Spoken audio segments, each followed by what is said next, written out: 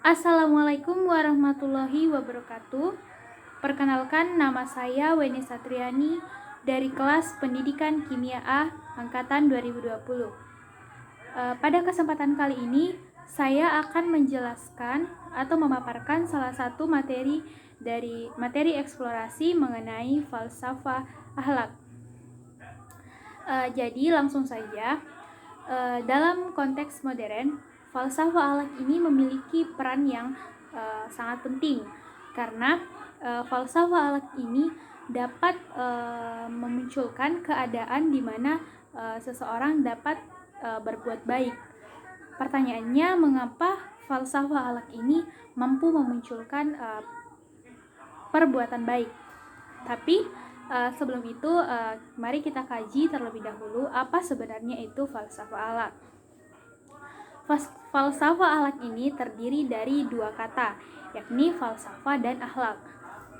Falsafah itu sendiri berdasarkan sumber yang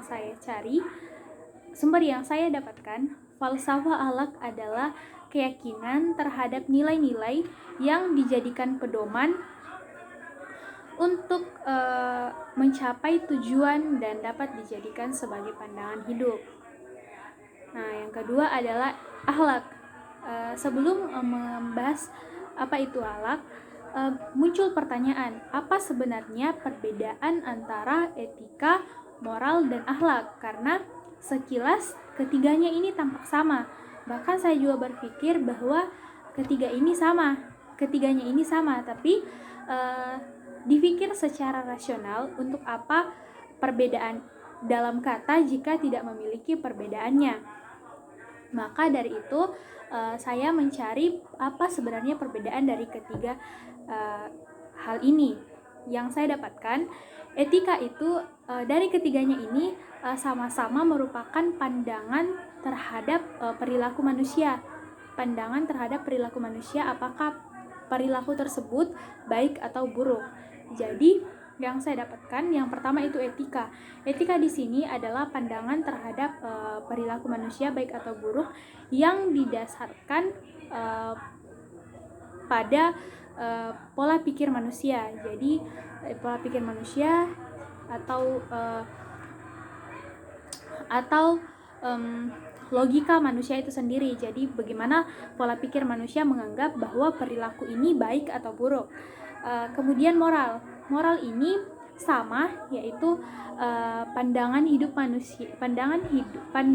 terhadap perilaku manusia baik atau buruk, tetapi didasarkan pada nilai-nilai yang tumbuh, berkembang, dan berlangsung di masyarakat, atau yang biasa kita sebut adat istiadat. Jadi dia menggunakan tolak ukur adat istiadat dalam menilai suatu perbuatan manusia baik atau buruk. Kemudian yang ketiga dan yang akan kita bahas yaitu akhlak. Akhlak ini adalah suatu cara menilai atau pandangan menilai perilaku manusia baik atau buruk berdasarkan kitab suci.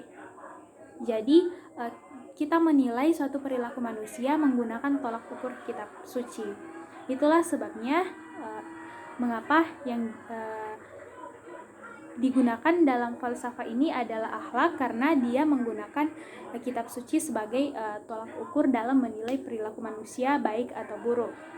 Nah, berdasarkan pemaparan ini, jadi dapat saya simpulkan bahwa falsafah akhlak ini adalah keyakinan terhadap nilai-nilai yang dijadikan sebagai pedoman untuk mencapai tujuan atau pandangan hidup yang menggunakan kitab suci sebagai tolak ukur dalam menilai baik buruknya. Dalam perkembangannya, falsafah akhlak ini pertama-tama muncul yaitu etika. Etika ini muncul di kalangan murid Pitagoras. Jadi menurut mereka manusia itu perlu pembersihan melalui bekerja, bertapa rohani, dan juga berfalsafat secara matematika. Kemudian setelah itu 100 tahun kemudian muncul Demokritus. Nah, Demokritus ini dikenal sebagai sebagai ilmuwan yang memunculkan teori atom pertama. Tapi Demokritus tidak hanya memunculkan tentang itu, tapi dia juga memunculkan mengenai tujuan hidup. Jadi menurutnya nilai tertinggi itu adalah apa yang enak. Jadi dia lebih kepada penganut hedonisme atau apa yang tujuan utama hidup itu adalah kebahagiaan. Setelah Demokritus muncul Socrates. Nah, Socrates dia tidak meninggalkan tulisan sehingga ajarannya itu susah untuk direkonstruksi. Dalam buku Plato di sini terdapat dialog-dialog antara Socrates dan Plato. Di situ Socrates mengajarkan dia lebih kepada nilai-nilai etis yang bagaimana sebenarnya itu suatu perbuatan baik dan bermanfaat. Kemudian setelah Socrates ada Plato. Plato sendiri dia tidak menuliskan buku tentang etika, tetapi pelajaran tentang etikanya itu dapat dilihat dari buku Aristoteles. Jadi di Aristoteles ini adalah orang pertama yang membuat buku tentang etika. Di sana maksud saya dalam buku itu terdapat dialog dengan Plato yang lebih bernada etika, sehingga etika Plato ini, maksud saya etika Plato ini dianut kira-kira 2000 tahun lamanya, dan tidak hanya berkembang di bagian barat saja, tetapi juga mampu berkembang ke bagian timur di Arab, sehingga yang disebut dengan Neoplatoisme atau pengikut ajaran Plato. Kemudian dari ajaran-ajaran tersebut yang dipelajari oleh kaum atau ilmuwan-ilmuwan yang berasal dari timur, yang kemudian dikaji lebih jauh. Setelah dikaji lebih jauh, dari situlah muncul falsafah akhlak, dan salah satu ilmuwan dari Arab yang mengkaji tentang ini adalah Al-Syabani. Al-Syabani ini juga mengkaji tentang pentingnya akhlak itu sendiri. Kemudian ternyata kemudian akhlak itu dapat mencapai kebahagiaan. Yang ketiga adalah tujuan akhlak itu mencapai kebahagiaan, dan yang keempat itu adalah akhlak ini dapat menunjukkan perilaku manusia secara fitrah manusia itu sendiri. Dari hal tersebut,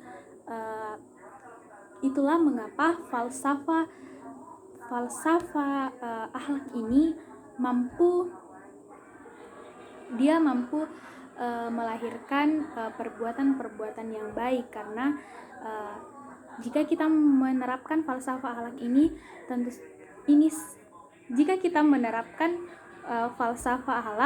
tentu saja hal tersebut dapat memunculkan perbuatan baik, karena nilai-nilai yang kita terapkan itu berlandaskan pada kitab suci, di mana kita tahu bahwa tidak ada kitab suci atau agama itu yang mengajarkan keburukan.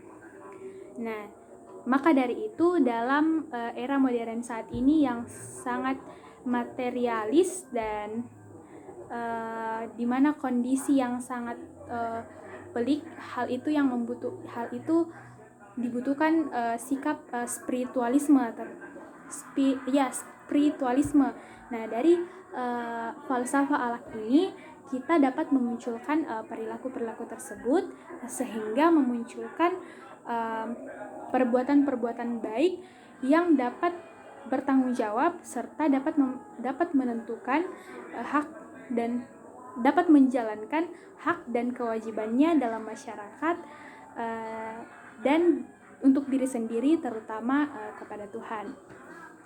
Mungkin sampai di sini materi singkat mengenai falsafah akhlak yang dapat saya sampaikan.